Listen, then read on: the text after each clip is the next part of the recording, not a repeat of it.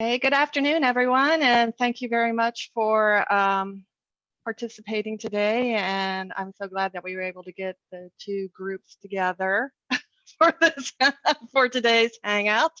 I'm Barbara Semerero. I'm your chapter relations coordinator, along with Carl Weldon, HFTP's Chief Operations Officer in Europe, and our guest speaker, Diego Fontes. Before we begin, I will quickly go over a few items about the format of today's broadcast and the Zoom platform, which obviously we're still learning about. First, this is a conversation, and your input is important and encouraged. Your microphones will be muted here in a bit to avoid the background noise, but whenever you want to participate, please feel free to unmute. The microphone icon is on the bottom left of the Zoom window, or you can use the chat feature, which is also at the bottom of the Zoom window. This Hangout is being recorded, and the link to the recording of the discussion will be available on the HFTP Hangout website soon. Usually takes a couple days. HF Hangouts are educational discussions offered in a non-sales environment. Product promotion or sales pitches in the presentation or throughout the chat feature are not allowed. We will post the antitrust statement shortly, and as a reminder, there is a code of conduct which we require everyone to follow on the HFTP Hangouts. Carl and I are monitoring the chat box, and Carl will call on you to ask your questions, or he may ask it on your behalf. Our intent is to respond to all the questions, but if we cannot, we will try to follow up with the response through emails. After Carl's introduction, Diego will begin the conversation today with some discussion and insights, and then open it up for a group discussion. As we said, interaction is encouraged, and we want everyone to have a great conversation. Carl, I now hand it over to you.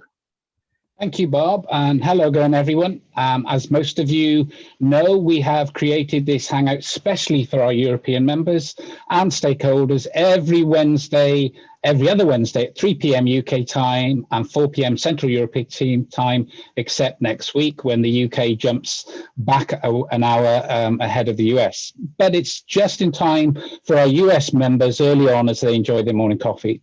This is our 14th European Hangout, and we have a planned programme of topics concerned on an internationally wide basis with the aim these conversations and Hangouts will help enrich everyone in this current environment. This is the 4th European Hangout of this season. We do have a planned set of topics for you, thanks to my mini advisory board of Ian Miller, Luis Delomo, Henry Rollings, and Michael Hayward. So a big shout out to them for helping me. These topics will include, in the future, taking a holistic view of your hotel technology to protect what's important, customer, staff, and reputation on the 2nd of December, retail versus hospitality tech, what's the difference via the retail bulletin, is the time right to let artificial intelligence help, crypto blockchain, future workspace, and corporate travel standards for the future. Plus, our next Hangout, a week from today, is actually at Cyber High Tech on Wednesday, the 28th of October. So a special Europe Hangout, and it's going to be Tea and Technology in Cyber High Tech, an interview with Barry Thomas, Senior Corporate Director of Property Technology with Rosewood Hotels, based in Los Angeles, talking with myself and Ian Miller about the experience of the move and how he has found the transition of being a Brit abroad. Now, please note, this will be an hour earlier for those of us in the UK at 2 p.m. and 3 p.m. Eurozone, but the same time in the US. And this season and this session, I'm very pleased to say, for the first time, is going to be sponsored by our friend Andrew Evans of KeyStep Solutions. And this is listed on the Hangouts website, but has limited free attendance, and it's also listed as an event in Cyber High Tech. After that, we'll be taking a break until the 2nd of December.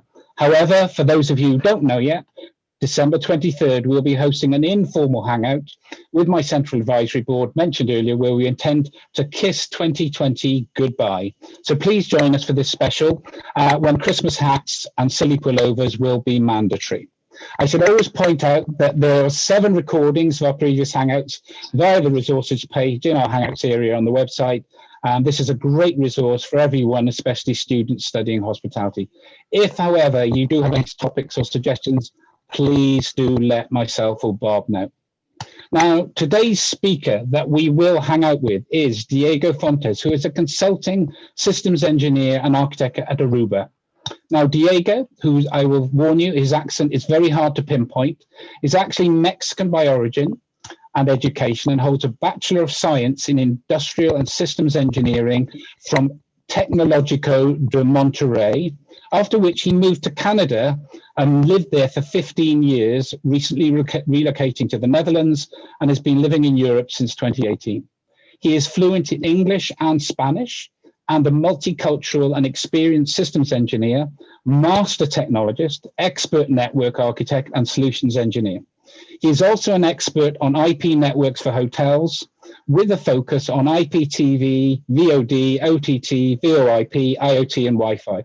So basically anything with a 3 or 4 letter acronym. Diego has worked in technology across the globe in our industry for over 20 years. I can tell you that if you meet him and want to buy him a drink, that he prefers Irish Guinness, so he is truly international. Now, the reason Diego is with us today is that we wanted to talk and discuss Wi-Fi in our industry. And if you know me, and you would know that I've always been passionate about our Wi-Fi service or lack of it in our industry. The technology is constantly changing and hopefully improving, and the Wi-Fi 6 standard is a really good example of this, and perhaps more importantly, it is what our guests want. Now, Diego does have some slides to share, so if you want to view them larger on your screen, I suggest you use the speaker view, which is normally in the top right of your screen. Diego, over to you.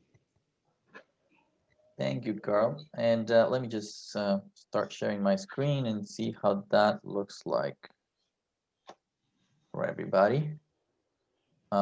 Slides showing good? Excellent. Yeah. Well, thank you for having me, and it's a pleasure to be here. And I will be talking a little bit about wireless in hospitality and in my experience, what I have seen and where we're going, and working at Aruba and the new interactions with Wireless Alliance and the things that we're seeing with mobile. So just give you guys a little bit of my background. Like Carl was saying, that I work in different areas of hospitality, and have some experience with Wi-Fi and networks and IPTV and all those different technologies.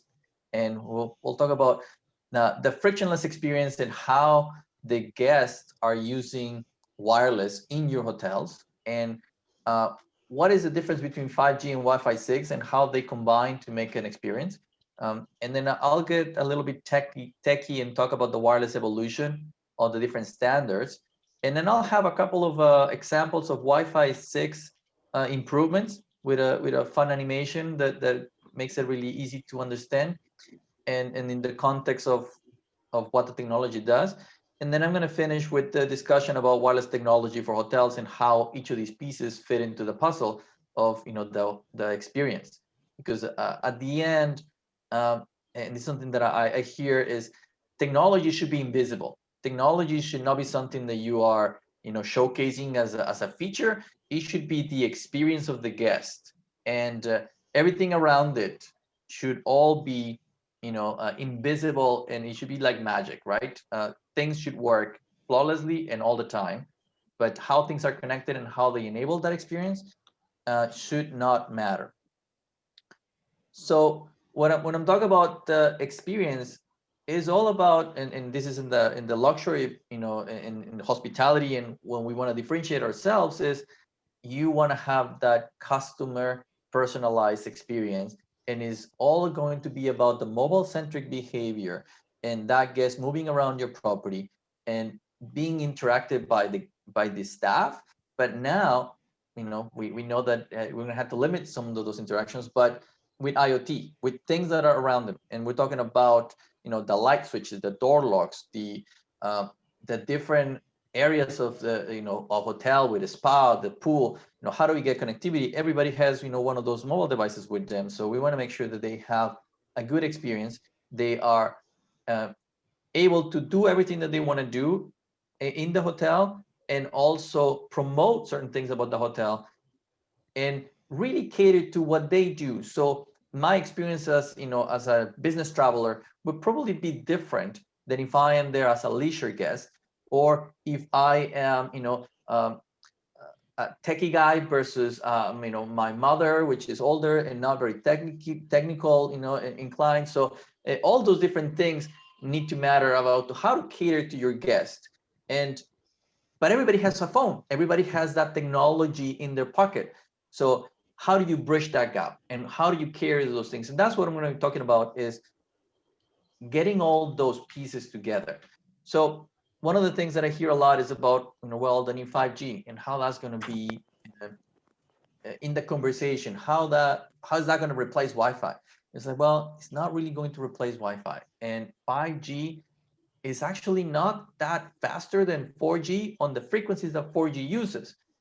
All the hype about very fast and low latency and everything that is being promoted for 5G are mostly on the millimeter wavelengths, which means that they probably won't go very far, and they will not go over windows or construction materials.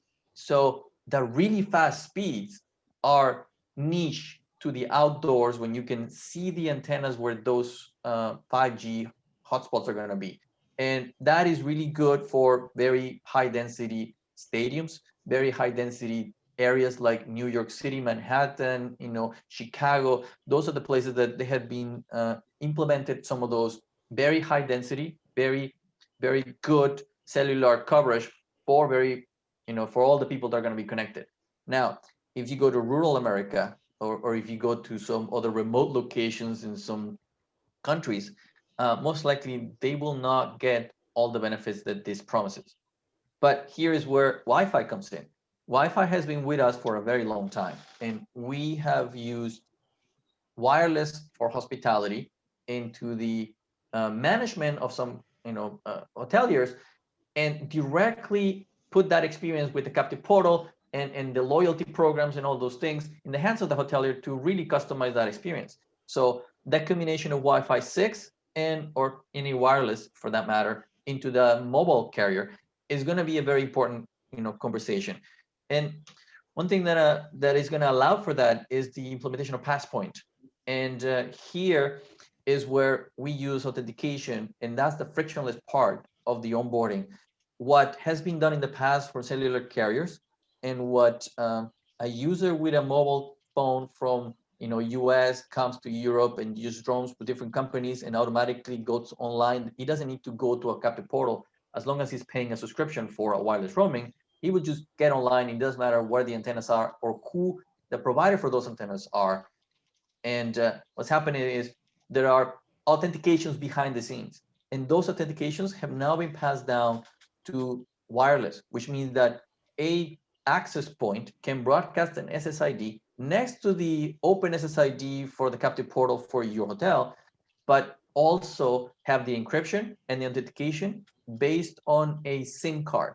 So now your mobile device, when you are walking in from the outside and you have your SIM card, on the antenna outside, and you traverse that doorway at the hotel, then your phone will know automatically, without you touching it, there is a wireless pass point that it's available here, and your phone automatically knows I can connect to that. It will authenticate, and it will get online. And all your traffic now automatically, your phone call, your data, everything that was happening from the outside to the antenna is now going to be passed over directly through the Wi-Fi.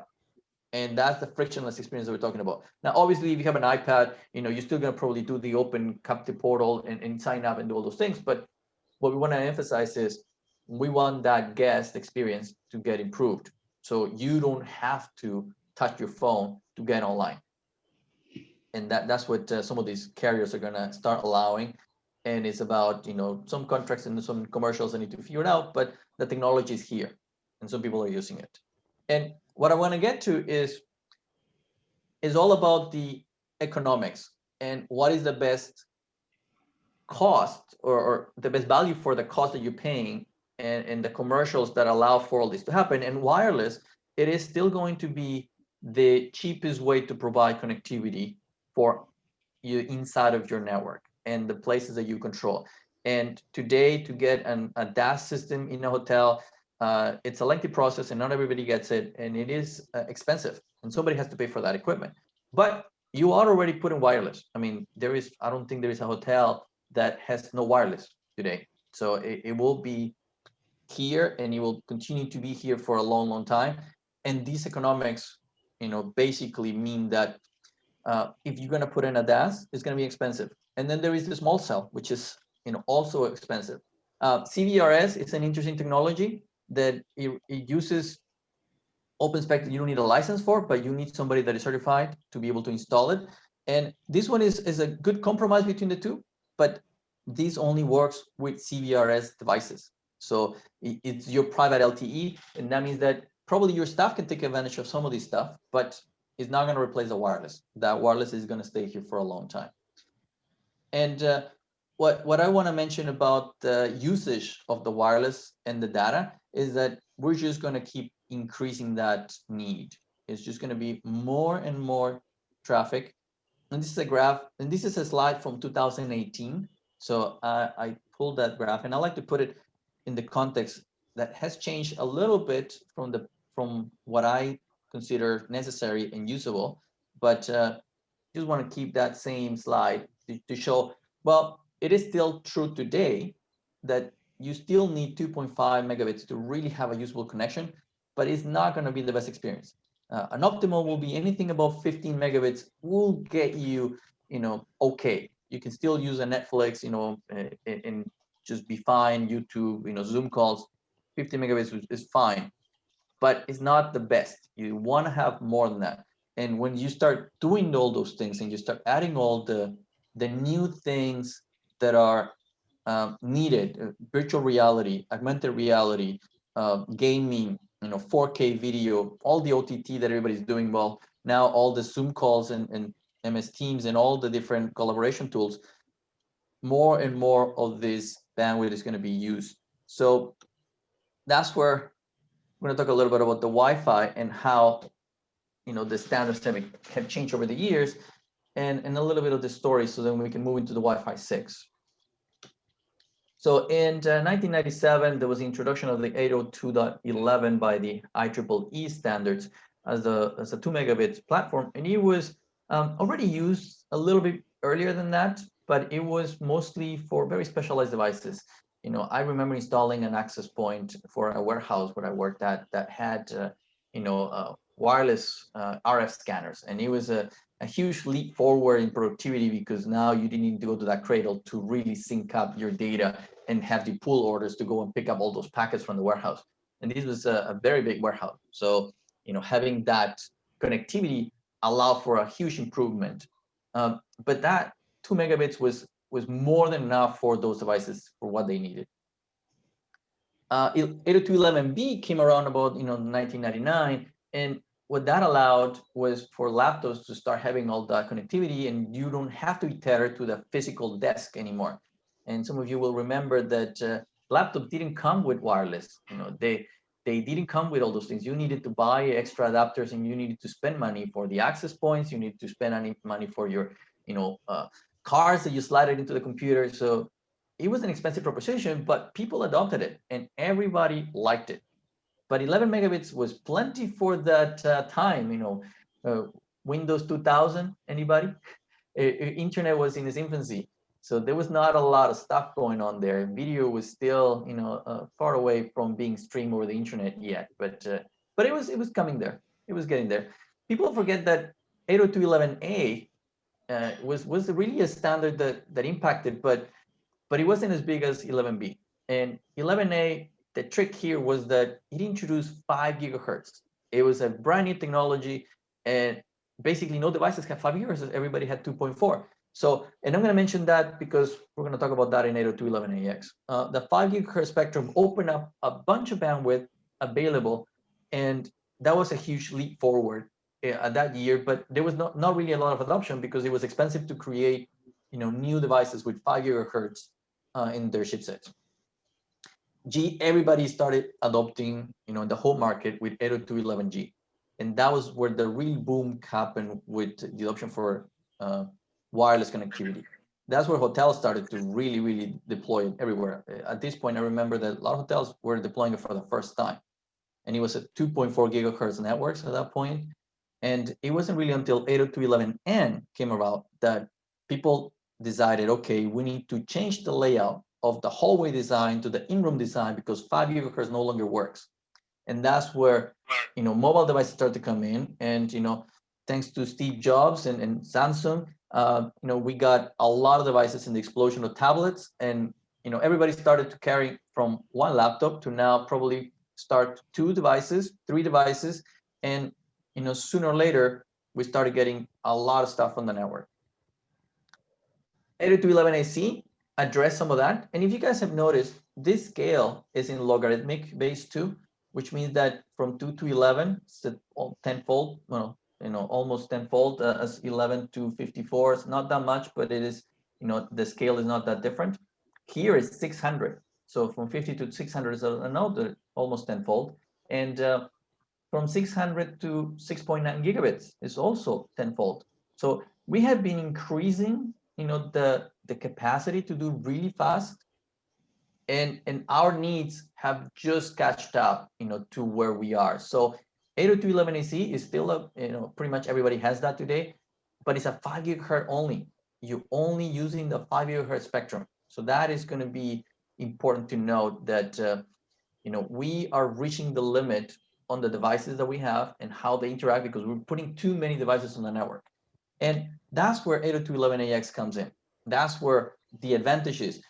And also the new spectrum that is going to allow with 6E.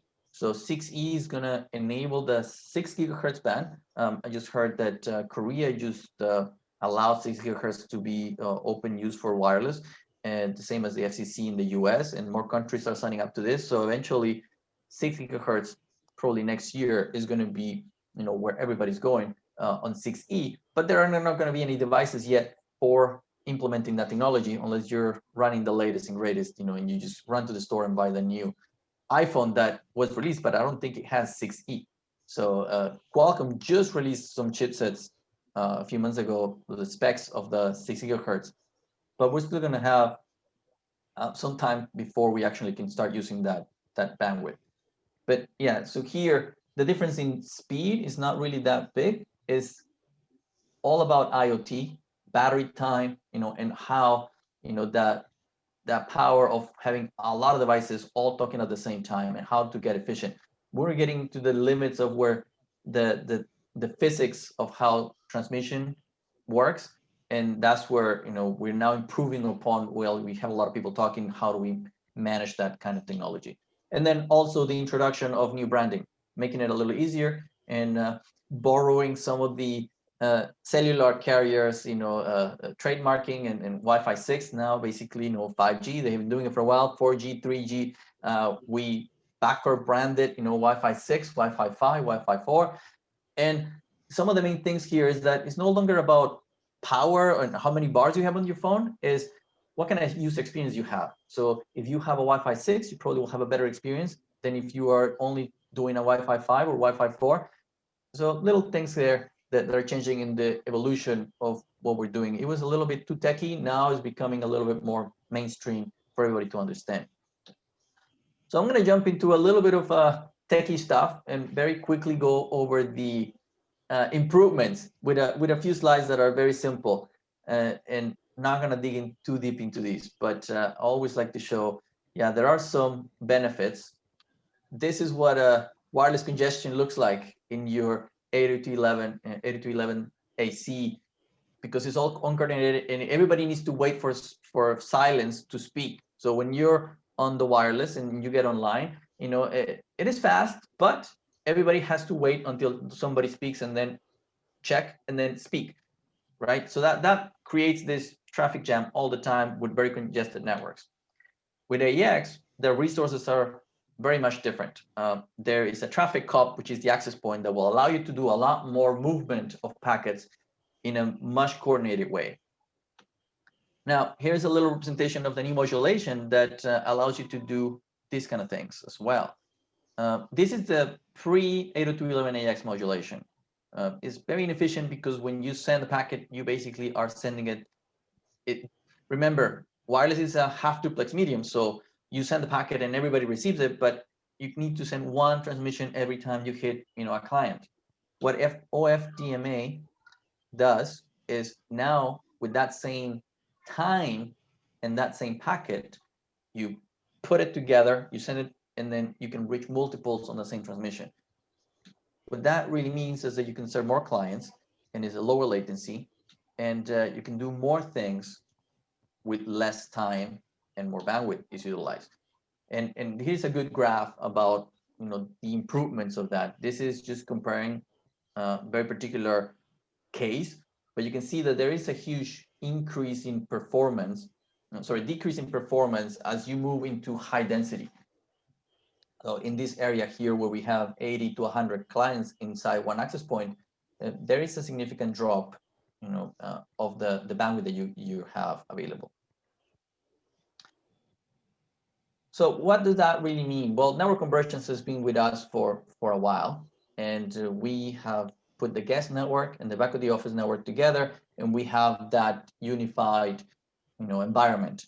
But now we're adding all the IoT. We're adding the door locks, we're adding the the BLE beacons, we're adding the sensors for proximity, we're adding cameras, we're adding temperature controls, blinds, all these actuators, the minibars. There is a lot of stuff, and they are getting onboarded into the wireless, and they still consume spectrum, but they're not necessarily IP, because these are, for the most part, very cheap, low cost wireless devices that don't have an IP stack. They need whatever is the best cost for the very low data rate that they actually use.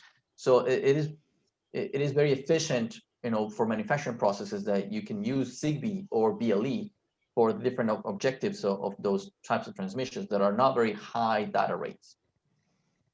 And in hospitality, what we're looking for is partnering, and having an open platform, and really using the wireless infrastructure as a wireless infrastructure, regardless of if it's Wi-Fi or if it's an IoT network, and having that location-based systems as well as the Zigbee platform. So putting it all together is where we see the future going. And my company and other companies are doing this same similar thing for the partners, because they are very specific to this industry. Now, building the guest room of the future is going to involve having all these different things. You're going to have IPTV, you're going to have Wi-Fi calling, you're going to have location-based interactions. Obviously the guest internet for the mobile devices. You're probably going to have IP cameras. So the network is becoming very complex, and you're going to have all these different kinds of wireless devices. The cellular is going to be very important, and if you don't have cellular coverage in your hotel, then maybe some areas of your hotel don't have cellular coverage, then relying on the wireless, it is going to be very important to have that connection.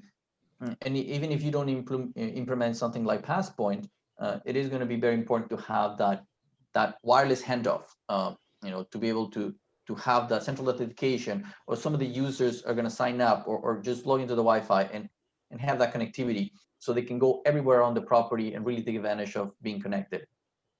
But the cellulars are not going to be, the cellular providers are not going to be responsible, to really guarantee that service in every square inch of your hotel. I've been working in a lot of basements in hotels when they're being constructed, and I have 0 bars, and I need connectivity. The first thing I do is start working on getting that wireless access point online. So it is going to be important for everybody to make sure that now wireless is actually ubiquitous. It has to be everywhere. The back of the house, the front of the house, the basement, the stairwells, you need to have it everywhere. And at the same time, now Zigbee, or 802.15.4, is actually something that you're also going to have everywhere, because you're going to have door locks, you're going to have sensors, you're going to have some other devices that are going to be connected. So having overlays of these wireless infrastructures are very, very important. And that's going to allow you to have all these things interact with each other. BLE is also another technology that we're going to see in combination with all these others, because it allows you to do the locationing, and there is a lot of applications online, that you need that location to really work. So GPS is great, but it only works outdoors. Once you are inside, you can no longer see the satellites. So BLE and having the ability to have triangulation with the access points are going to be very important. Another thing that I want to mention is just the Wi-Fi 6 has a few different things that are for hospitality, and the benefit is going to be very apparent in the high density areas. So when you deploy a Wi-Fi 6 access point, you will see that conferences and ballrooms and all these high density occupancy will have much more bandwidth available to all these devices with better connectivity, better signal, and your cost is going to go down, because normally in the past you probably needed to have multiple access points to cover an area, and now with Wi-Fi 6 you can do more access points, sorry, more devices with less access points. Something that a lot of vendors are doing are now integrating the IoT antennas, so the BLE and the Zigbee, into the access points as well. So in the past, you needed to deploy different antennas from different brands to provide different services and have overlays on top of each other. So now we're talking about, well, you had a DAS, and then you had a wireless, and then you had a Zigbee overlay, and also you needed some BLE beacons. So managing all those different technologies is becoming a problem. But now the Wi-Fi 6 access points for most of the industry have integrated all those into one. So asset tracking, panic buttons or safety devices and door locks all can be connected over the same network. And of course, WPA3 Enhanced Open. That was basically created for hospitality, and we should really use it and really pay attention to this, because all the new headsets, all the new mobile devices that are being now deployed in iPhones and Samsungs and everything that is coming out that needs to be Wi-Fi 6 will have a WPA3. Now, this has to be on both sides, but because the access points already have it on Wi-Fi 5 and Wi-Fi 6, it's a matter of just enabling it. And the beauty about this is that you still have an open SSID, but it's all encrypted. So definitely a lot of new things coming out with Wi-Fi 6, and we see that if you are building a hotel, or if you are right now constructing something that doesn't have any wireless, I wouldn't even consider Wi-Fi 5. I should only go Wi-Fi 6. It will get you a lot more longevity on that equipment. If you are in a refresh cycle and you just refresh your technology with Wi-Fi 5, you're okay for let's say another 2 years. A year and a half, 2 years, you won't have a lot of customers, unless you're in the high luxury segment. High luxury segment, those guys change their phones as soon as a new one comes out. So the more and more people that are having the new iOS phones, or the new Notes, they're gonna say, oh yeah, your Wi-Fi is Wi-Fi 5, because they already see the logo. So it is gonna be here, and you're gonna get more out of it. Now, people ask me, well, what is the difference between Wi-Fi 6E? Should I wait for that one? And say, no, don't wait for Wi-Fi 6E. It's great. It's gonna have a lot of spectrum, but for hospitality, we won't see the benefits until there is a lot of devices that are available and that are going to be able to use that spectrum in the future. So Wi-Fi 6 is the way to go today. And with that, I'm going to close it. Thank you for that. And I'll open it for some questions. Carl? Thank you, Diego. Wow, what a technical masterclass. Fantastic. Right. There's a number of questions which all converge at the moment, Diego. That started off by Timo and then carried on by a few others. So I'm going to try and summarize them. So it starts off, and there's a number of terms that come up, which are hotspot 2, what's the difference with Wi-Fi 6? Do customers need to have a profile downloaded? Is Wi-Fi 6 backward compatible? And also the issue of some countries where the bandwidth is very congested. Can you sort of comment on those 3 or 4 things in one go? Those are a lot of topics. So let's break it down. Hotspot 2.0 and Passpoint are basically interchangeable. If you are talking about Passpoint release 1, Passpoint release 2, I can't remember exactly which one it is, but Passpoint is the proper name, and hotspot is the marketing. It's kind of like IEEE 802.11ax versus Wi-Fi, right? So it is interchangeable with hotspot but it's a particular Passpoint release. So what's that? That's what that means. Certificates. So Passpoint release 2 and Passpoint release 3 have multiple ways of onboarding, and you can use Passpoint with a certificate. Now, when I was mentioning, the slide about 5G and 4G and going into the mobile carrier, that certificate is inside your SIM card. You can also have a private certificate added to your phone, and you will have the same effect. That means that you onboarded it at some point, and that's another way to have, your wireless device onboarded. Doesn't matter what it is, because obviously a SIM card only can go into a mobile phone or some kind of device that has a SIM, slot. But for the most part, you need to pay a contract to that. A certificate will be onboarded via computer, laptop. It doesn't matter what operating system, and any mobile device that runs, the latest operating systems that we have available, and it can be done as after the onboarding happened. So you need to have some kind of account or something that will verify that certificate. And then the third option is you can use a simple username and password. And Passpoint Release 2 and Release 3, they added something called OSU, which means an online sign up. And then you can provision yourself, a certificate or a password or something else. So if you have not provisioned your device, then there is going to be a way to also onboard by yourself. So that's the Passpoint conversation with the Hotspot 2.0. You mentioned about different countries having different regulations. Yeah. Yeah. Talking about the spectrum on 6 gigahertz, or what specific? So there are. So basically, wireless uses, leverages the use of non-licensed spectrum, and that is country specific, and that is, obviously 2.4 gigahertz and 5 gigahertz are now basically everywhere. The difference, I think, is very few countries that have power limitations and power restrictions on certain channels and certain gaps. And I know Japan and Europe are different than the US, but for the most part, it's very similar. 6 gigahertz is going to be open by many countries, but we don't know if all of them will adopt it, or hopefully they all do, but it's going to be trickling in as they do more and more. But as we know, if the FCC in the US adopt something, it is likely that the manufacturers are going to provide gear for that, and then other countries will also leverage it. So it is going to happen for the most part, I assume, because I don't know for sure, but if this is going the way it's going, then we will see some products next year with Wi-Fi 6E. Carl, I forgot the other question. You had another one in there. Okay, I'm going to go. There's two people. Ian, why don't Ian Miller? Why don't you ask your question there, please? Because it links in with one of Rob Lowe's questions as well. Okay, perfect. So firstly, thank you, Diego, for the presentation. Very, very interesting. My question would be, what considerations need to be looked into in terms of infrastructure?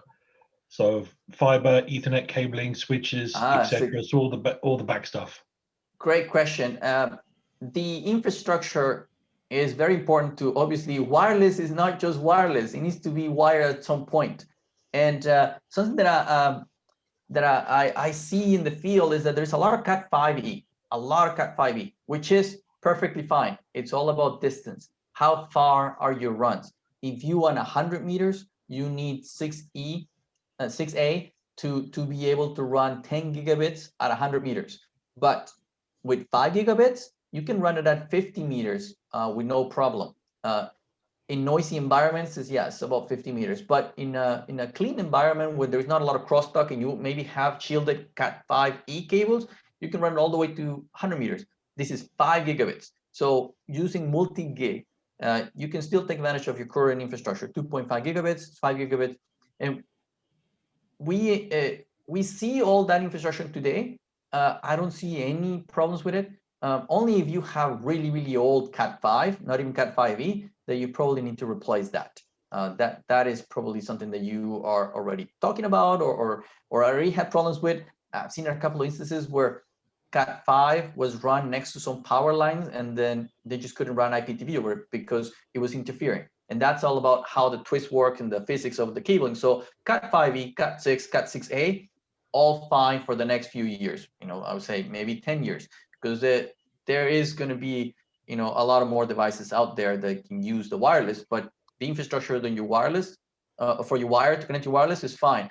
What is going to change, and this is very important, is 6 gigahertz is a smaller cell than the 5 gigahertz. So if you guys remember, the 2.4 changed the design of where you put the access points when you added 5 gigahertz. So 6 gigahertz is going to have a little bit of that same effect, which it doesn't go across walls very well.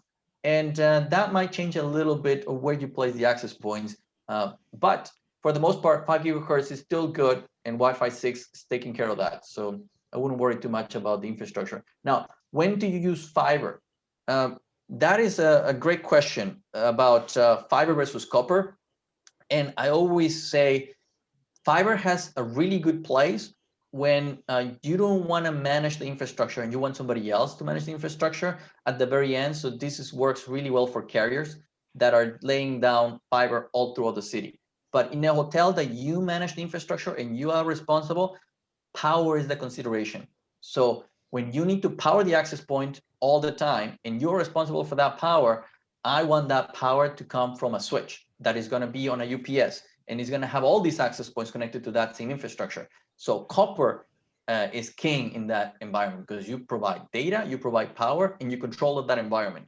So I would use always fiber for the backbone, where you can change the optics from 1 to 10 to 25 to 50 now. 100 gigabits in the future, you only change the optics, and they are, they become cheaper with time, but it's just a matter of changing optics.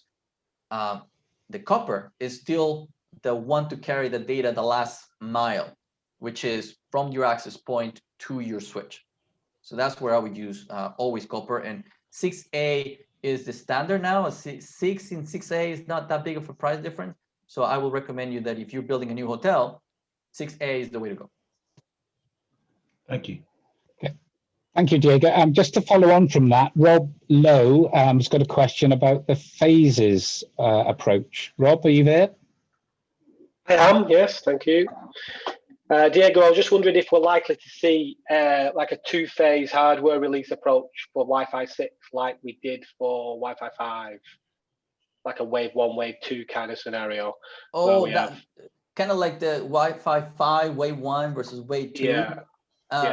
Yeah, there will be something like that. But if you remember the Wi-Fi 5 introduction, everybody kind of knew, okay, wave 2 is going to come and it's going to give you this other stuff. But it really didn't have that much. I mean, if you're still running wave 1 versus wave 2, you probably won't notice the difference. The user experience is very similar or almost the same.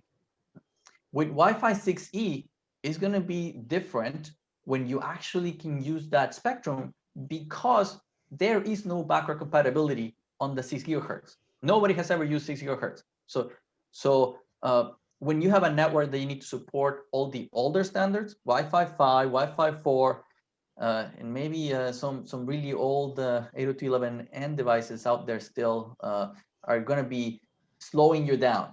But with Wi-Fi 6E, especially with applications in close proximity, that you need that really fancy VR headset to really have a lot of bandwidth, and you have 20 of those headsets all in one room, yeah, you definitely want to have Wi-Fi 6E. When do we want to see that in hospitality? I don't know, but I don't think anytime soon for that kind of adoption. But yeah, I wouldn't worry too much about the wave 1, wave 2 like we did with Wi-Fi 5, because there are no products in the market. There's nobody to take advantage of it today. In the future, I think the introduction of these chipsets are going to start coming in next year. And Wi-Fi 6 has been around for now, I want to say a full year. 2019 was a lot of introductions of proper chipsets and Wi-Fi Alliance. All the phones have it now. There are $100 phones that have Wi-Fi 6. So if you're doing infrastructure and you have, the new stuff to be put in, you don't have to wait for the Wi-Fi 6E. If you, like I said, if you have infrastructure that is, wave 1, wave 2, you're still probably okay. If you have anything before that, you absolutely need to do it now. Okay, Diego. Roger Tabal from Accor has got a question. Well, he's got 2 questions earlier and 1 later. Roger, do you want to ask either or both your questions? Yes, Carl. I think it's same maybe about the Wi-Fi 6 and Wi-Fi 5. My question is, first, thanks, Diego. The information is great, and we're looking forward for this Wi-Fi 6. So hope we can have it in our hotels. So my question is about merging between both. So if I have already a hotel which is running on Wi-Fi 5 and I want to do an upgrade, can I merge between, can I have a hybrid system where I can have Wi-Fi 6 and Wi-Fi 5 running on the same controller? Or do I need to replace the entire controller in the hotel? Or should we shift to cloud controller now? Well, the management of the access points and in hospitality, I guess, is very specific to our industry, is that we normally deploy 100 plus of these things, right? So we definitely want to have that infrastructure. And the beauty about Wi-Fi 5 and Wi-Fi 6 is that versus cellular is that we always have built-in redundant backward compatibility. So the Wi-Fi 6 is going to support all the Wi-Fi 5, Wi-Fi 4 users, and everything that you have today for the manufacturers that I know, that are present in this industry will support the new access points with the old access points from not too far down, right? So, and that's, I think, fair to say for all the guys that are, building hardware. We always have a limit of how far back you can go, but for example, our access points, you can have the wave 1 access points just work fine with, with the wave 2 as well as the new AX access points. But if you have access points that are before Wi-Fi 5, probably you won't be able to support those. So it's a matter of how old is the model that you have on those controllers versus you can do the next one. But you don't have to put them all in the same controller. As you said, you can have multiple management platforms. So wireless, from one area of your hotel might be on the oldest access points.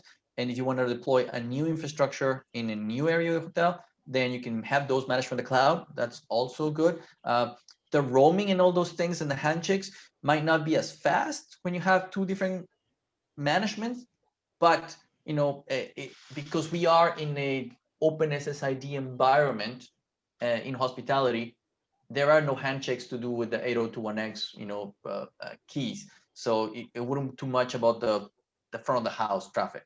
I would worry about back of the house voice calls. If you're going from one area to another, you might drop a call if you have different management platforms. But access points from one revision versus another, fine. Are going to be 100% fine. Just following on from that, DA, sort of deployment, when you get, maybe putting it in new or upgrading, deploying the network into hotels and generating heat maps and locating the access points physically, being somewhat of a tedious process, having organized events in my past and seeing them being deployed around big banqueting rooms and things. How do you think vendors are going to approach this problem in terms of speeding this up and taking the pain out of it from an hotel operator's point of view?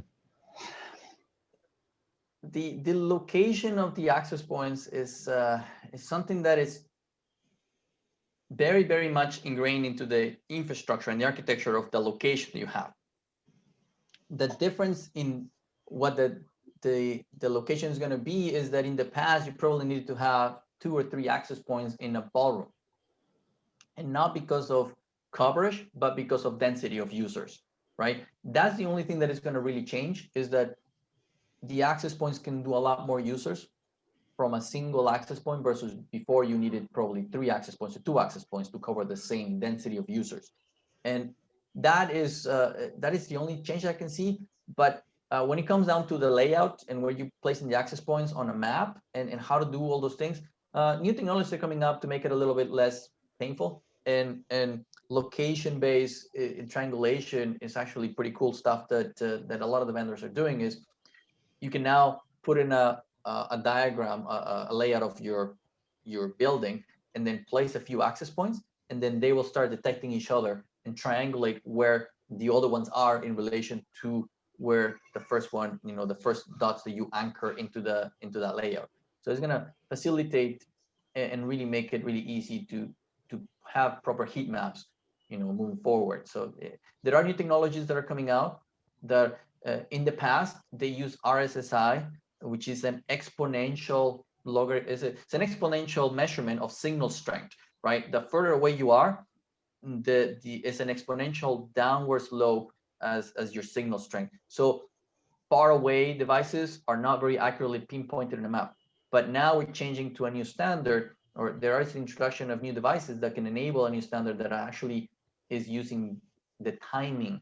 And this is built into the protocol. It's an IEEE standard that now devices can say, okay, this packet came, this far away, and it took this much time to travel, and then the return took this much to travel into that inspection, and that's going to give you more accuracy with further away devices. So things are changing in that, but you still need to do the work. You still need to place the access points in some areas and paint those maps. Diego, thank you so much indeed for today's session. That's been absolute masterclass. I'd also like to say a big thank you to Graham Kane from helping me and finding Diego for us from his knowledge and expertise. Thank you very much, Diego.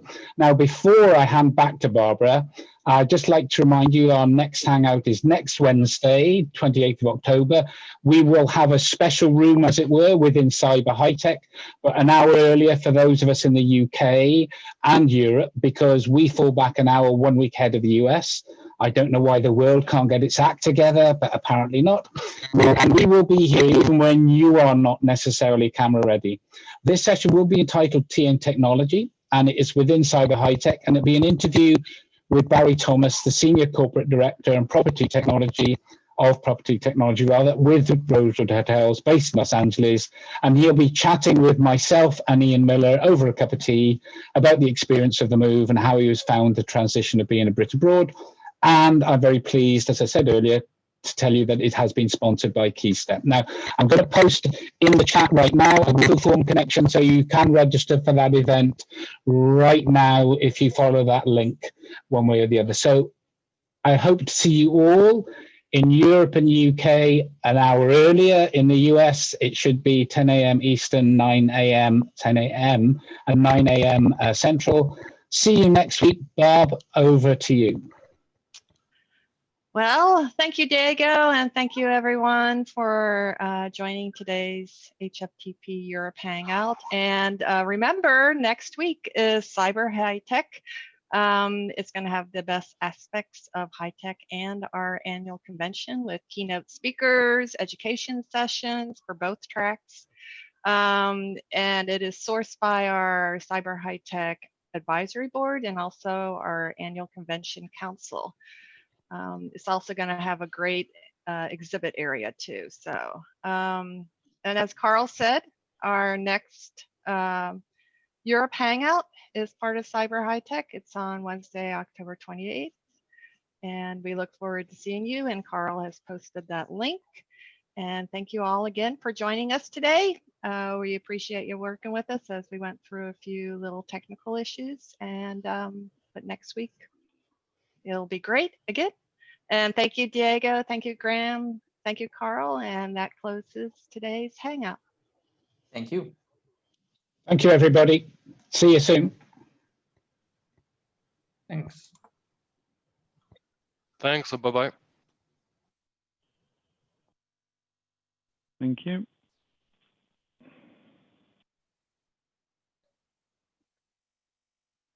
Carl. Please check into my sessions. RP, what? Yeah, please check into why I'm not getting the US announcements and session things. Right, yeah, we're not holding the US Hangouts right now. The last one was at the beginning of October, but yeah, I'll make sure that you get when we start up again. None of them are coming. I think there is an issue. There is an issue with my profile setup. Even though I've checked in it to receive, it's not coming through. Okay, I will look at your account, RP, and let you know. Okay. Thanks. Bye. Mm-hmm.